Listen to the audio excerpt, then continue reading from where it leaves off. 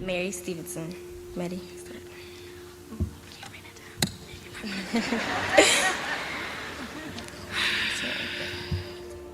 Station went into foreclosure and was sold by the bank to the highest bidder, a process Womack argued was unfair. Lighthouse Full Life Center church pastors Melinda and Marvin Sapp were once backing Womack, then trying to get the station on their own. You will never look at Marvin Sapp the same again. He was one of the most powerful voices in gospel music, a man many believed lived a life above scandal.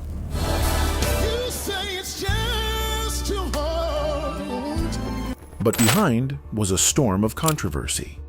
Persistent rumors about his sexuality, public denials that only raised more questions, and deeply divisive comments about homosexuality and the church. Kandi of Atlanta Housewives, she decided that she wanted to record a gospel song, so she called Pastor Marvin Sapp to come and record with her. They recorded a song called Prayed Up, and people are coming out the gate swinging, saying that basically she needs to stay in her lane. Behind the pulpit, Sapp shocked many by ordering ushers to forcefully lock the doors until a staggering $40,000 was secured. This isn't just controversy. It's a scandal so deep it threatens to destroy everything he's ever built. Let's get into it. Marvin Sapp is a well-known gospel singer, pastor, and inspirational figure. But despite his powerful music and strong messages of faith, he's not a stranger to rumors and public scrutiny. One topic that has followed him for years involves questions about his sexuality, an issue that has sparked much conversation, speculation, and even criticism within certain circles. Over time, people have raised questions about Sapp's personal life. He's kept many details private, which has only added fuel to the fire. Some believed his unmarried status and soft-spoken demeanor were signs that he might be gay. Others pointed to the fact that he doesn't often discuss his romantic life in interviews. But Sapp has always been firm and clear. He has strongly denied any rumors about his sexuality. He has said on multiple occasions that such claims are false and unfair. According to him, his focus has always been on serving God, raising his children after the death of his wife, and staying true to his beliefs. I couldn't even fall asleep. In one interview, he said, "People will always talk, but I know who I am, and more importantly, God knows who I am." He often brings the conversation back to his faith, saying that his life choices are guided by his relationship with God, not by what others think or say about him. Alongside these personal rumors, Marvin Sapp has also spoken openly about a much broader topic: homosexuality, and how the Christian church responds to it. In many of his interviews, he has tried to walk a careful line. On one hand, he upholds what he calls biblical principles, meaning he believes in traditional Christian teachings on sexuality. On the other hand, he stresses the importance of love, kindness, and inclusion. He once said that the church should be a place where everyone feels welcome, no matter their background or sexual orientation. We can love people without agreeing with everything about their lifestyle, he explained. This kind of message has sparked mixed reactions. Some praise Sapp for being compassionate and thoughtful. Others criticize him for not taking a harder stance one way or the other. This middle ground approach has made him both a bridge and a target. Supporters say he's promoting healing and understanding. Critics say he's either too soft or too rigid, depending on their point of view. It's a tricky spot for any public figure, especially one rooted in faith and tradition. Still, Marvin remains committed to his role as a spiritual leader. He believes that the church should offer support and guidance without judgment. He also insists that standing firm in one's beliefs does not mean spreading hate or turning people away. Because of all this, Sapp's ministry and music career have seen both support and criticism. Some fans admire his strength, honesty, and willingness to talk about hard issues. Others, however, have questioned his authenticity or chosen to distance themselves. It's a heavy burden to carry, especially for someone in the public eye. But despite the pressure, Marvin keeps going. He still leads his church, He still makes music, and he still spreads a message of faith, hope, and resilience. The impact of the rumors is real, but Sapp has refused to let them define him. He understands that being a leader, especially in the Christian world, means facing judgment and gossip. But he also knows that staying true to his purpose is more important than pleasing everyone. In one interview, he mentioned that people often attack what they don't understand. His goal, he said, isn't to fight every rumor, but to continue doing what God called him to do. People were laughing, 'cause they knew my problems. Marvin found himself in the middle of a strange and sad situation that he didn't expect. It all began with a woman named Dr. Teleka Patrick, a medical resident with a bright future. But something went wrong. She became obsessed with him, even though they had never met. First tonight, a Kalamazoo doctor missing for nearly a month. Now Target A is uncovering shocking developments, an alleged obsession with Grand Rapids gospel star Marvin Sapp. Dr. Patrick believes she had a special relationship with Marvin.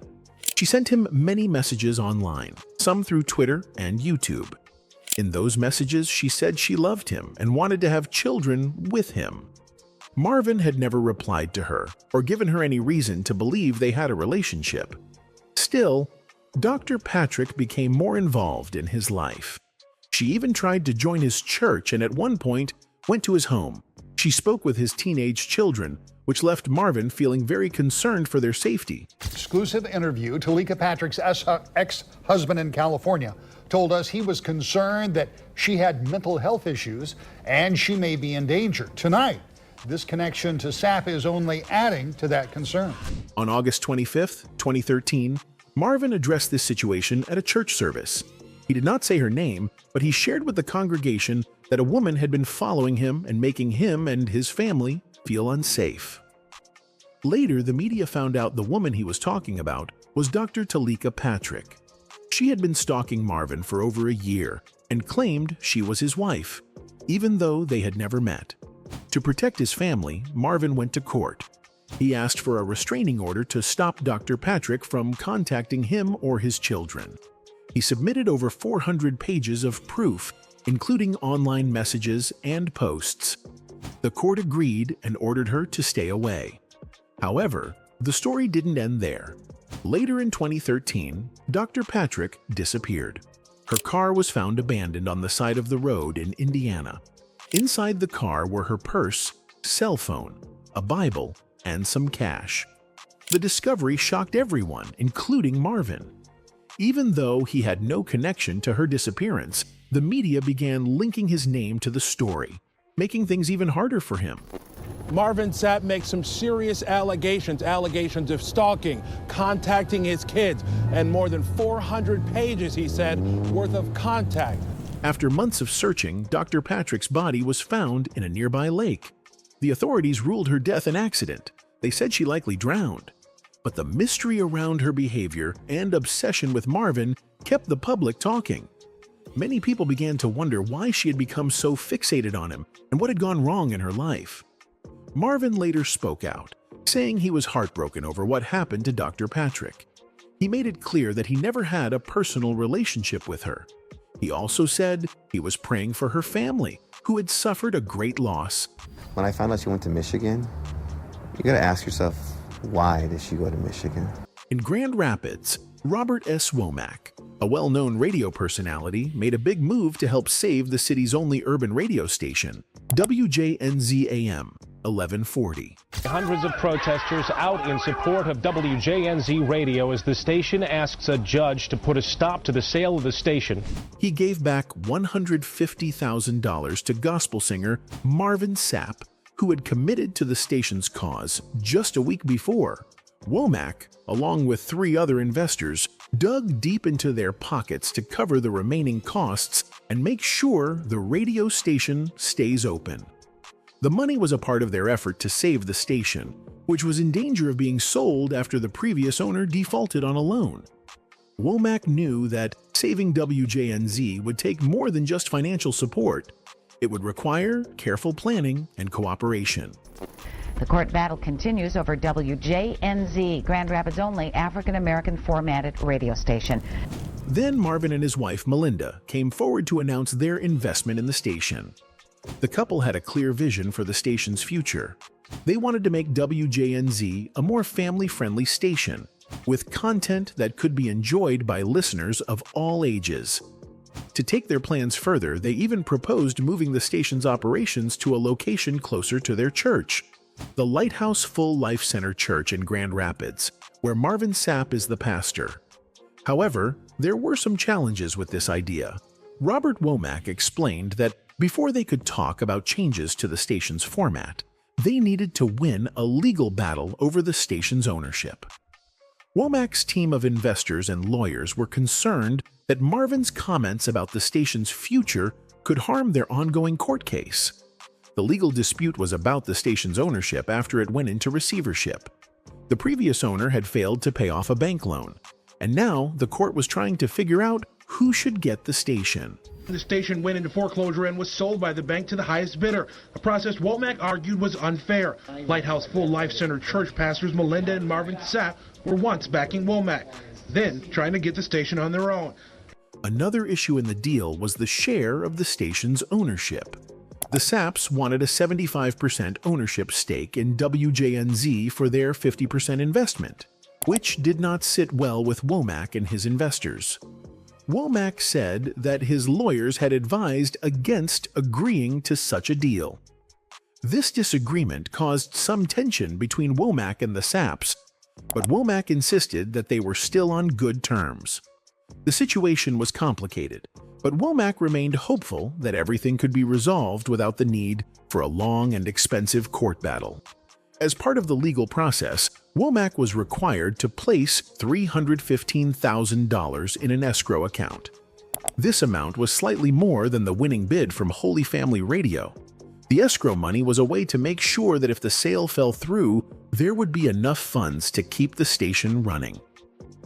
Right now, this is all we have in our community, and we have to fight for it to the very end. Womack explained that the court hearing had been delayed at the request of all parties involved, and this delay had nothing to do with his disagreements with the Sapps. He remained confident that the issues could be resolved outside of court, and that Womack and the other investors would be able to find a solution that was fair to everyone. Collaboration with Kandi Burruss. So, Marvin and Kandi Burruss came together to record a song called Stay Prayed Up. Yes, I stay prayed up. You see, While the song's message was about the power of prayer and staying strong through tough times, the collaboration sparked mixed reactions. Kandi of Atlanta Housewives, she decided that she wanted to record a gospel song, so she called Pastor Marvin Sapp to come and record with her. They recorded a song called Prayed Up, and people are coming out the gate swinging, saying that basically she needs to stay in her lane. Burruss was known for her involvement in selling sex toys and for openly living with her boyfriend, which led to criticism from some gospel fans. Do her sex toys, do her sex show, do this Atlanta show, and leave gospel where it is. They felt that it was inappropriate for a respected gospel artist like Sapp to work with someone like Burruss, who did not fit the typical image of a Christian figure. This controversy raised questions about whether certain personal lifestyles should prevent people from working together, even if their message was positive. Marvin was quick to address the backlash. He took to his Facebook page to explain why he chose to work with Kandi on the song.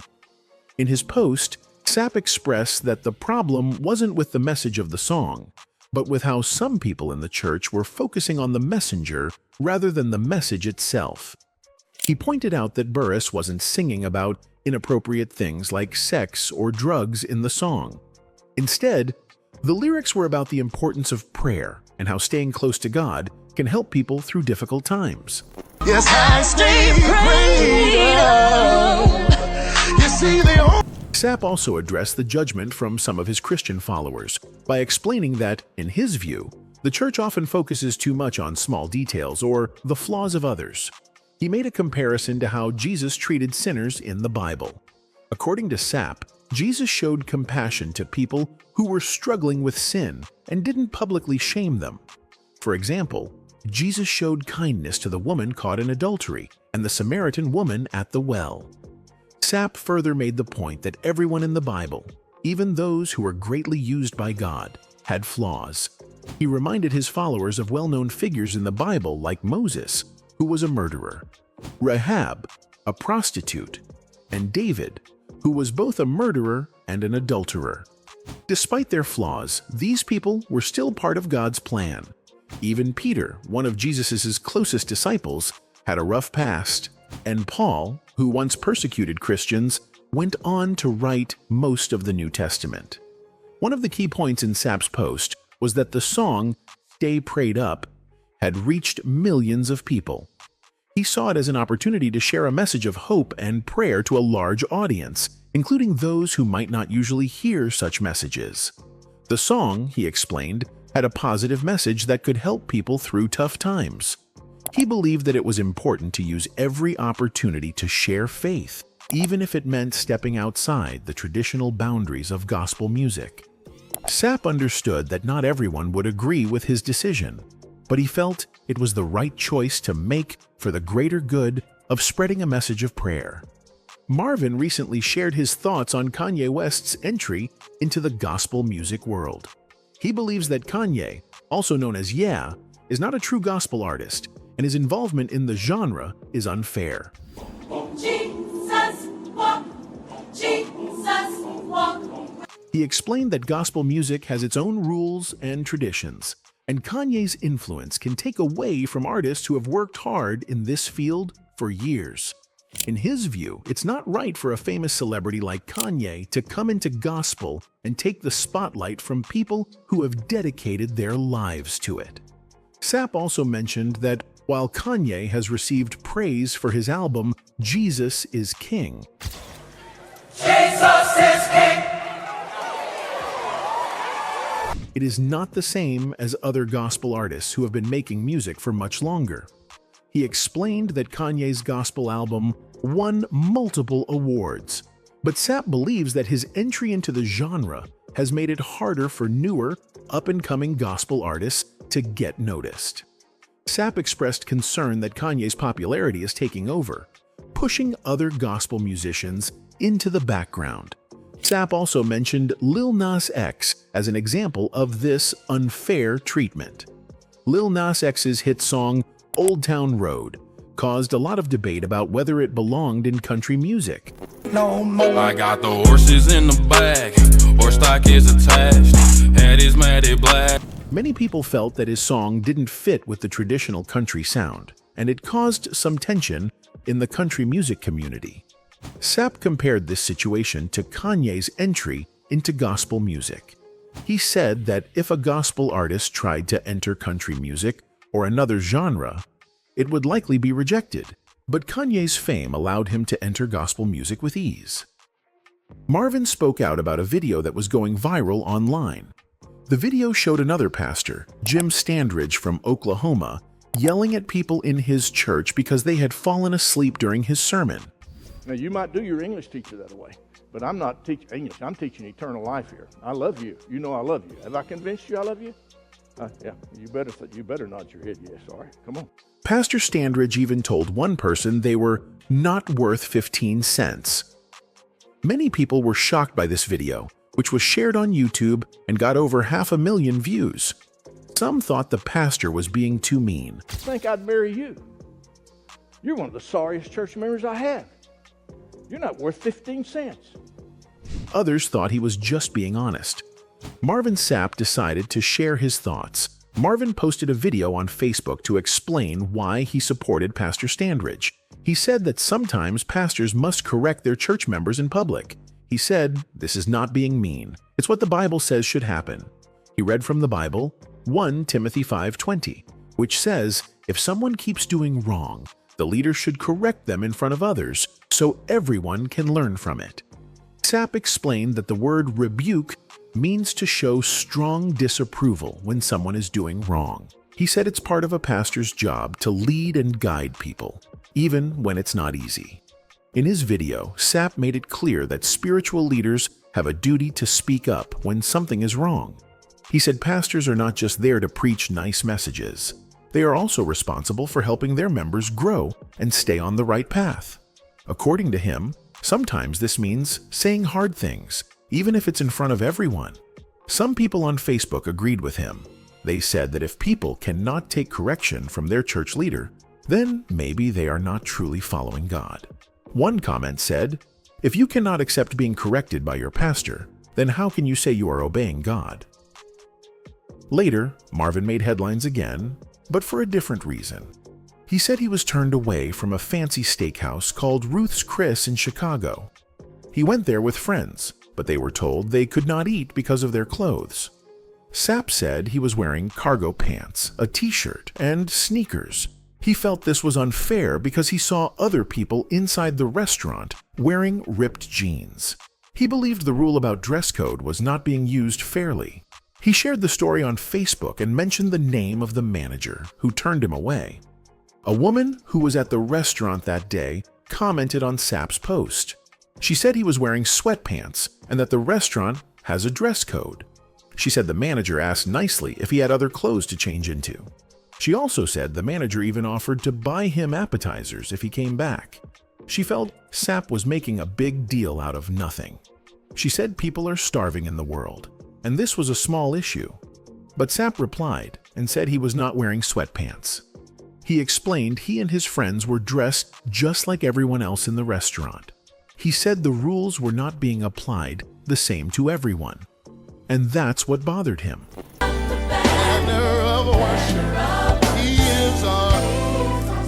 Marvin recently asked women to stop coming to his home without being invited. He is 47 years old and is raising his 3 children alone. His wife, Melinda, passed away from cancer some years ago. Since then, he has been living a quiet life, focusing on his family, his church, and his music. But now, some women are showing up at his house, hoping to meet him. He is upset about it and wants it to stop. Marvin said clearly that he does not use social media to talk to women or find a girlfriend. He wants everyone to understand that he will never send messages asking for love, friendship, or money. On Facebook, he wrote a strong message telling women to stop showing up at his door. He said, "Women, please stop showing up at my home." He explained that if he was interested in someone, he would not message them through Facebook or other social media. He also said he will never ask anyone online for money. One morning, Marvin had a bad experience when a woman came to his house at 7:30 a.m. He saw her, wrote down her car's make, model, and license plate number, and told the police. He said this kind of attention is unwanted and it must stop. He used the hashtag #UnwantedAttention to show how serious it is. Some people agreed with Marvin and said it's wrong for women to bother him like that. They said they are praying for him and his children. One person wrote, "Pastor, I'm so sorry this is happening. These women need to stop and leave you alone." But not everyone agreed. A few people said that he should not post about it on Facebook. They said he should just tell the police and get more security. Earlier this year, Marvin had to get a restraining order against a woman who said she was his wife, even though she wasn't. Marvin still misses his real wife, Melinda, who died from colon cancer. He said he still feels pain and sadness. Sometimes he cries when he thinks about her, and other times he smiles. He said, "We miss her." Before she died, they worked together as pastors at their church in Grand Rapids, Michigan. Marvin is asking for peace and privacy. He just wants to live his life and take care of his children without being bothered by strangers at his door.